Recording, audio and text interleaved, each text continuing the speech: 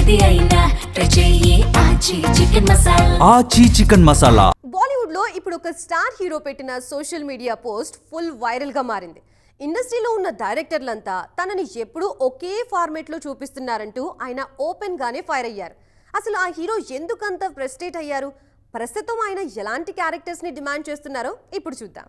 Bollywood Greek God Hrithik Roshan Paris vacation నుంచి చేసిన post ఇప్పుడు బీ టౌన్ లో హాట్ టాపిక్ గా మారింది. కెరియర్ లో ఎప్పుడూ పాజిటివ్ ఇమేజ్ ఉన్న గుడ్ గాయ్ రోల్స్ చేయడం తనకి బోర్ కొట్టేసిందని ఓపెన్ గానే కంప్లైంట్ చేశారు హృతిక్. డైరెక్టర్స్ అందరూ తనకి ఒకే జోనర్ రోల్స్ ఇస్తున్నారని, ఆ మూస నుంచి బయటపడాలనుకుంటున్నట్లుగా హింట్ ఇచ్చారు. 2009లో జోయా అఖ్తర్ తెరకెక్కించిన లక్ బై ఛాన్స్ మూవీలో చేసిన జాఫర్ క్యారెక్టర్ లాంటి రోల్ దొరికితే వెంటనే గ్రీన్ సిగ్నల్ ఇస్తానన్న హింట్ ఇచ్చారు హృతిక్.